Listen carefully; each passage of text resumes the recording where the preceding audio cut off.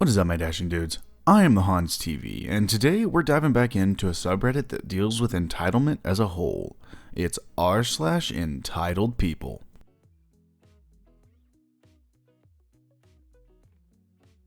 Our first post for the day comes from Books and Coffee 97. Coffee House Crazy Entitled Girl. There's a coffee shop a few blocks away from my house that I love going to. I'm a regular there, so all the baristas know me on a first name basis, and they even gave me a nickname. "Hi, Mocha Girl," they always say when I walk in. I've gone to the coffee shop for years. If I need to fill in a wake boost, I go to the coffee shop. If I need some quiet time, I go to the coffee shop. If I'm bored and just want something to do, I go to the coffee shop. Same order every time. Large hot mocha, extra cream and sugar. Anyway, I was having an awkward day. I was on Facebook in the morning texting a new friend I had yet to meet in person. The coffee shop wasn't packed, but it was a public place, so it felt safe enough to meet there. Meeting someone online is dangerous in any situation, even if you're an adult. And I wasn't a kid. I was 22 when I met, in person, this girl I met online. I still think the decision to meet her was stupid, because I didn't know how psycho she turned out to be. Anyway, when we met up, the conversation was weird because she either wanted to hear about my love life or talk about her girlfriend. She was a lesbian and in an open relationship, and she was looking for more girls to hook up with. I'm straight, so that wasn't gonna happen. We ordered coffee, then she had the audacity to tell me that coffee stains teeth. I know that, and it makes you short. That's a myth. I'm naturally short, yet I'm the tallest woman in my family. I told her it was no big deal, so enter her entitled attitude. Entitled girl, e.g. from now on, decided to send my coffee order back that I paid for with my money. I told her that wasn't happening either, that she was being weird by controlling what I do within 15 minutes of meeting her. She was making me uncomfortable by staring at my chest too, but I tried ignoring that. We talked a little while longer, and she asked how much coffee I drink in a day, between 2 to 3 cups, more if stress gets to me. And I told her I know where I get that, because my grandfather drinks 8 cups of coffee a day, and not decaf either, and even drinks coffee before bed, then sleeps like the dead. I probably shouldn't say that. When the barista came with my order of coffee, EG tried sending my order back, saying she knew what was best for me. For the record, the only thing she knew about me was my addiction to coffee, and the only thing I knew about her was her open relationship thing with her girlfriend. Anyway, the barista looked so confused, and I told her I was taking the coffee to go, not going to stay and drink coffee in peace. EG came out with, "I'm not controlling, I just know it's best for everybody." That's the same saying in the painting at my tutor's house. I told her that she didn't have any right to tell me what to do, but she wouldn't listen. She kept saying I wasn't being fair or nice or understanding. I said to her, "No, you're the one not being fair, nice, or understanding. It's been interesting meeting you, but have a nice day. Goodbye." I walked away, but she tried following me. I told her my cousin was a cop. I didn't mention that he was a cop in Florida, not my home state, and that I'd call him if she didn't leave me alone. She said I was beautiful, but that she didn't want to call me a girlfriend if I kept drinking coffee. A word to the wise. No matter what age you are, be careful who you meet online, okay? I met my best friend online, not the entitled girl, and she's an amazing person who calls me her sister. But all you know about the stranger you're texting online is that they have a computer too. Lesson learned, and don't do what I did. This is it. This is finally the person that your parents told you not to talk online to. This is the person that's going to kidnap you and kill you. Our next post comes from Ghost of Sarabji. Fix the computer. Sorry, lady, it's totally foobarred. Now, this is not my story, but something that happened to my cousin many years ago. Not entirely sure that this is properly entitled people, but I am assured by my cousin that the main protagonist had an attitude the size of Texas, and during his interaction with her, she displayed more airs and graces than you can shake a stick at. If there's a better subreddit for this, let me know. I was over in the States visiting family, and I ended up in LA staying with my cousin Harry. There, he told me this tale. He worked for a big computer manufacturer as a high-level tech support guy.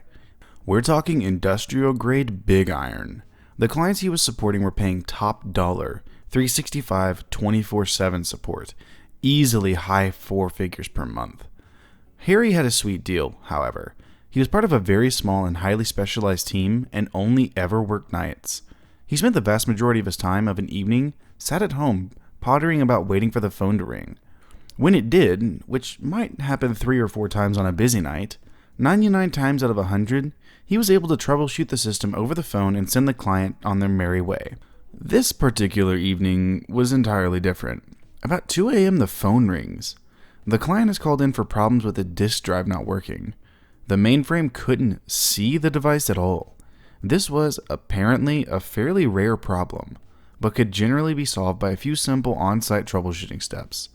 Harry walked the tech through the usual suspects, but still no joy. Okay, I'll be there in a half hour. In this circumstance, the most likely explanation for the problem was a dodgy disk controller card. So Harry packs a couple of spares into his toolkit and drives over to downtown LA. It's now close to 3 a.m. when Harry rocks up. The client is a major banking institution. He goes up to the front door and is let in by the night security guard. Hi, I'm from Big Iron, and I'm here to sort out a problem with one of your computers. Ah, yes, you're expected. Take the lift up to the 14th floor and follow the noise. Follow the noise? Up goes the lift and disgorges Harry on the 14th floor. Sure enough, there's what sounds like some kind of party going on. Following his nose, he comes across this large office where some kind of celebration is in full swing. It takes him a few moments to attract someone's attention, but eventually this rather inebriated woman staggers over and directs Harry to the machine room where the recalcitrant drive was. In imperious tones, she announces that she's the project manager for this very important project and demands that the problem be fixed forthwith, and that they've been waiting for hours for it to be dealt with. No you haven't. The call came in at 2 a.m. and it's barely 3 a.m. now, but whatever. The entitlement is strong with this one. So Harry sets to work on the drive. First he runs through all the troubleshooting steps he gave the on-site tech, just in case the guy messed up. Nothing happened. This is on. Okay, let's replace the controller card. Still nothing. In the vanishingly unlikely event of the replacement card being faulty, he swaps in the second spare. 0. Zip. Nada. Bugger all. Not a sausage. Cue the theme from the Twilight Zone. To satisfy his curiosity, he then plugs the original card into his diagnostic kit to verify it. Green lights across the board. What? On a crazy hunch, he then pulls the disk platter out, and there's the problem. The spindle that supports the drive heads has sheared in half, causing the drive heads to catastrophically crash into the platters. This, as you might imagine, is a very bad thing. Essentially, this is an unrecoverable failure. Whatever data was on that drive is now completely and absolutely toast. Now, Harry has the grim task of informing the woman as to the true nature of the problem. This is not going to be pretty. He waits to the pile of drunken bodies and locates the project manager. Okay, I found the problem. You have a catastrophic head crash, but don't worry, I can have a replacement platter here first thing in the morning and you can then restore from your backup. In a shriek that was probably audible in Shanghai, she screamed, "What backup?" You know those scenes in westerns where the villain walks into the saloon bar and the entire place goes silent? This was one of those. In nanoseconds, the sounds of the party evaporated into total silence. She then grabs Harry by the lapels and violently pins him to the wall. "You're being paid thousands of dollars a month for technical support. Fix it now or I'll make sure you're out of your freaking job by the morning. I'm the project manager and I demand you do your job now." With some difficulty, Harry extracts himself from the talons of the woman and asks, "Are you seriously telling me you have no backup?" Well, it didn't seem it necessary." Now, it's probably stating the bloody obvious, but there's a well-known apothegm in the industry. To prevent cock-up, make backup. There were tape backup systems available for their use, and not once in 18 months had they availed themselves of the facility. So the excrement hits the air extractor while Harry discreetly withdrew and returned home to write up the report on the incident. It turns out that the party lovers were a third-party programming team hired in at huge expense to develop new software for the bank. Something to do with foreign exchange transactions, I believe. Apparently the reason for the party was that they had finished the project and were due to hand it over to go live the next day. The whole thing was worth mid-7 figures, and because of the debacle, they ended up getting sued into oblivion. Entitlement doesn't trump physics. Alright, I'm gonna be real with y'all. I had to look up quite a few of these words, and I would like to think that I have a pretty extensive vocabulary, but Jesus Christ, man. What the hell's an apothegm? But yes, OP, this does belong in Entitled People. Because I'm the project manager doesn't excuse you from being a dumbass. Our final post for the day comes from Demetria Blossom, An old man thought I insulted him by sitting on a bus. Alright, so let me make something clear from the start. I have asthma, I'm a 19-year-old girl and I'm from Greece. My mom has asthma, which she passed down to me, unfortunately, and I've had to deal with a lot of asthma attacks due to my anxiety. Let me explain.